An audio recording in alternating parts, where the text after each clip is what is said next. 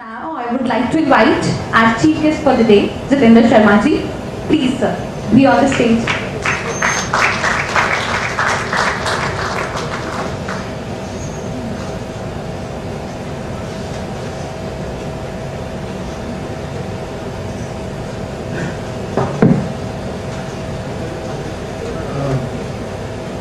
परम सत्कारयोग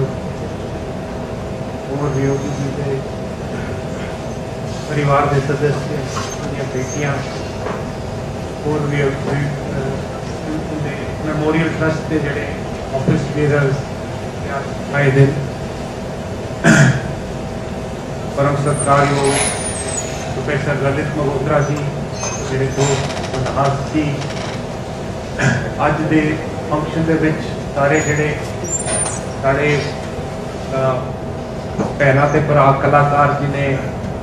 show case किया दोबारा डोगरी की इस अज साढ़े सामने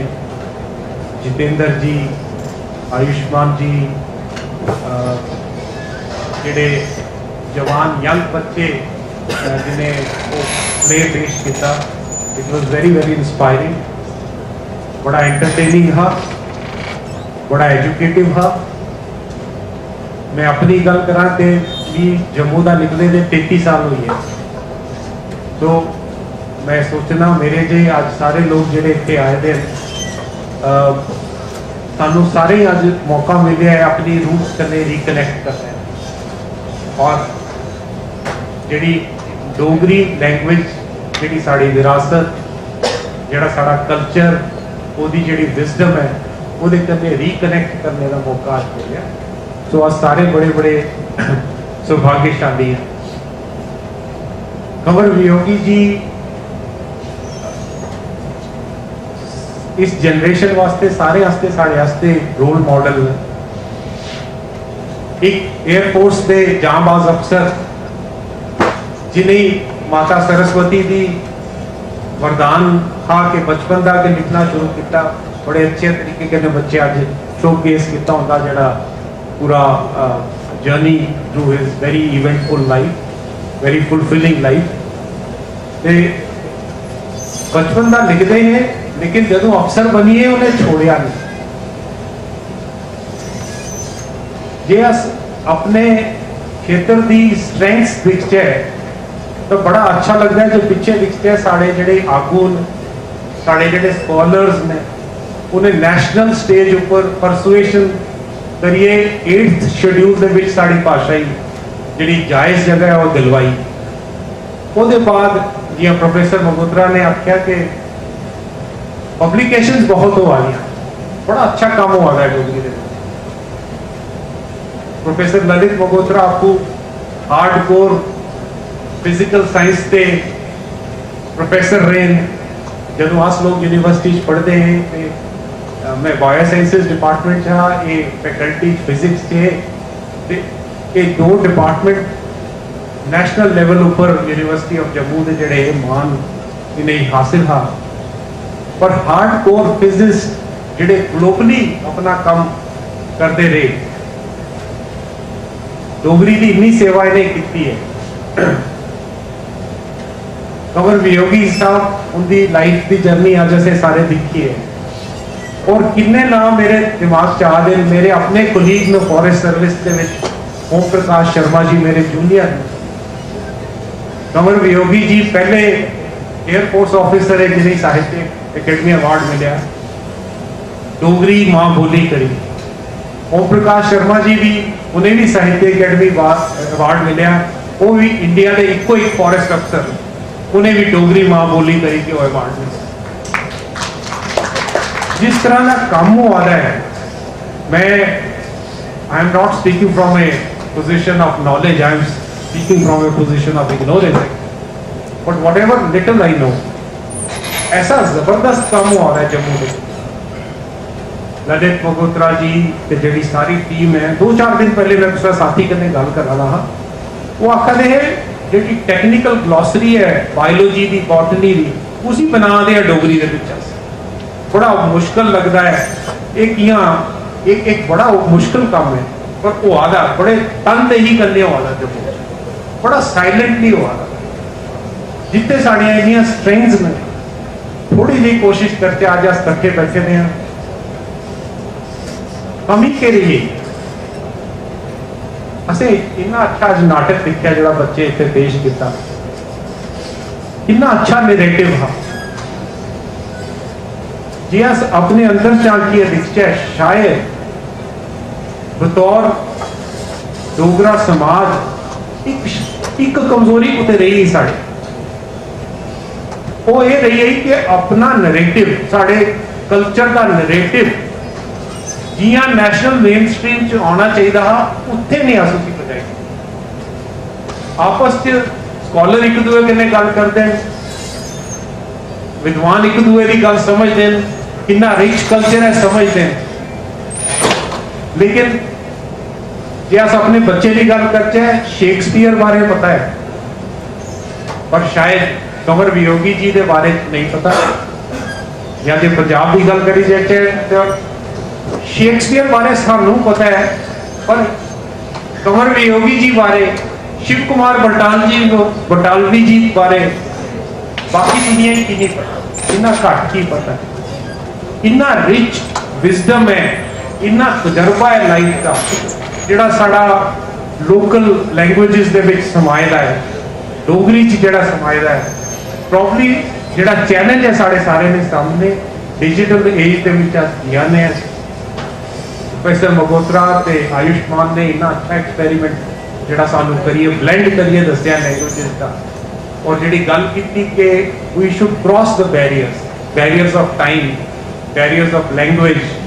आई think the challenge before us as a society is to appreciate the richness of our own culture. एक शायद और कमजोरी है सारी डोगरे दे विच एक ते ऐसे गल कीती भाई हिंदी सिखाने अपने बच्चे या अंग्रेजी सिखाने हैं डोगरी नहीं सिखा दे एक कमजोरी और दिखी है साढ़े साढ़े डीएनए च जे साढ़े विच कोई तरीका शामिल हो जाता अस अपनी भाषा बोलना बंद करिए शायद तहजीब है कि भाई इसी नहीं समझ आओ जब दूसरी भाषा की गल कर लो पर इंडिया के कुसा प्रांत से चली आओ साउथ इंडिया चली आओ ईस्ट इंडिया चली आओ वेस्ट इंडिया चली आओ तुझे ये नहीं मिलो ठीक है वो फैसिलिटेट करी और जो आउटसाइडर अपनी भाषा भी छोड़ दो अस छोड़ी ओढ़ने फटाफट छोड़ी ओढ़ फर्स्ट अपॉर्चुनिटी पर छोड़ी ओढ़ जेडे साढ़े जब बाहर निकली है जद्दोजहद करा दे कि समुद्र से जाना है समुद्र से तैरना है अपने दरिया चा अपने नहरा चा अपने ग्रां चा निकली है बाहर आई है कोशिश करने भाई साढ़ा एक्सेंट न्यूट्रल हो गया अमेरिकन हो गया भी हो रहा है मतलब वी आर अशेम्ड जे साड़ी एक्सेंट दे विच जे डोगरी टच आंदा we feel ashamed that is not the case with many culture people hold their mother tongue with lot of pride साढ़े शायद एक कमी है नहीं लगता मैं महसूस करना मैं गलत भी हो सकता पर अस फटाफट अपनी भाषा ही छोड़ी होने कुते ना कुते साड़ी सेल्फ एस्टीम दे विच कोई शायद कुते कोई कमी जरूर है कि अस अपनी भाषा ओदी रिचनेस ओदी विजडम फर्स्ट अपॉर्चुनिटी ऊपर छोड़ने तैयार होने हैं शायद वो करने महसूस करने we have arrived on the national platform शायद इससे कमजोरी दे चलते ऑन ए सीरियस नोट साड़ा जम्मू का नैरेटिव जिहड़ा है वो कमजोर रही है नेशनल मेन स्ट्रीम ऊपर या ग्लोबल मेन स्ट्रीम बड़ा अजीब लग रहा है सानू सारे ही शायद अजीब लगता होना कई बार सुनो मेन चैनल जिहड़े पोला दे न्यूज़ दिया दे नौशेरा सीज़फायर वायलेशन हुई तो another ceasefire violation in the valley बाहर लोग पता नहीं है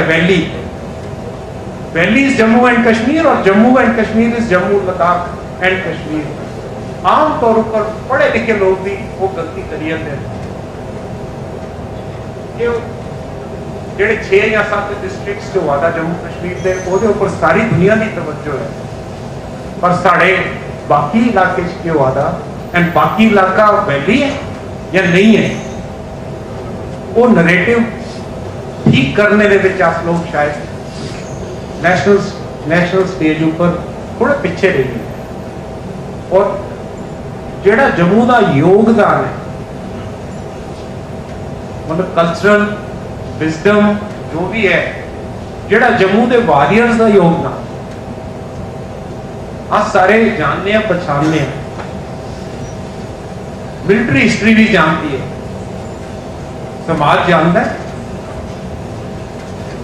शायद नहीं। बड़ी शर्म आती है कि जे तुम लद्दाख जाइए आर्मी का म्यूजियम देखो तो पता लगू कि जनरल जोरावर सिंह होरें क्या किया। असं उनका नाम जरूर सुने दा, पता है बड़ा उन्हें काम किया, बड़ा वेलर करने पता किया कितनियां लड़ाइयां हुई, कितने सेटबैक लगे, किया ओवरकम किए। जे जनरल जोरावर सिंह उस फौज की लिए उस समय वो काम नहीं करते, आज इंडिया की बाउंड्री कुछ होती। जेडे मसले अस रोज टीवी चैनल पर दिखाने है, साड़ी जी डिस्प्यूट है वो अक्साई चीन की होंगी या मुजफ्फराबाद की होंगी, पता नहीं पठानकोट की गल आ रही होंगी, कुत्ते की होंगी बाउंड्री कितने। इन्ना बड़ा योगदान जड़ा है वो देश ने भुलाई हो गया। बट वो कमजोरी है शायद साढ़े नरेटिव की कमजोरी। अस अपनी गल ठीक तरह we have probably not put across कि बहुत बड़े आगू आज भी टीवी चैनल ऊपर आते हैं, बड़े प्रोमिनेंटली, मैं ना नहीं लेगा होगा, बहुत बड़े स्कॉलर मीडिया बहुत एक्टिव उसका हाई प्रोफाइल केस जाके गल करा दे कि सीबीआई जांच हो, PIL कॉन्टिन्यूसली फाइल करते रहते हैं। एमरजेंसी के टाइम सरकार बनी ऑटो चलते हैं, बाद च पकड़े गए, शायद तुझे गैस करी लिया ना, मैं ना नहीं लेता। वो एक उसा खास तबके के फंक्शन दे विच उसा खास तबके के योगदान की गल कर, तो योगदान की गल करते करते उन्हें जनरल जोरावर सिंह का नाम लिया। चीन के स्कॉलर चाइना बड़ी बड़ी जंदे रोते तो उसको अपना तजर्बा बता दे, उस और तबके की गल करा दे, उनकी असेंबली गल करा दे। आका ने तिब्बत से मैं जन्ना अज भी जो लोग जनरल जोरावर सिंह का नाम लेते हैं तो उत्थे पर्टिकुलर तरह की फीलिंग है, रिस्पेक्ट है, ऑ है, यह गल करा दे। पर उन्हें ये रियलाइज नहीं, ये नहीं पता नहीं कि जोरावर सिंह जम्मू के जन्ना है किहड़े तबके का आते, गलत फहमी का शिकार है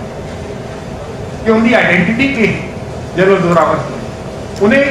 जनरल जोरावर सिंह के कारनामे पता है,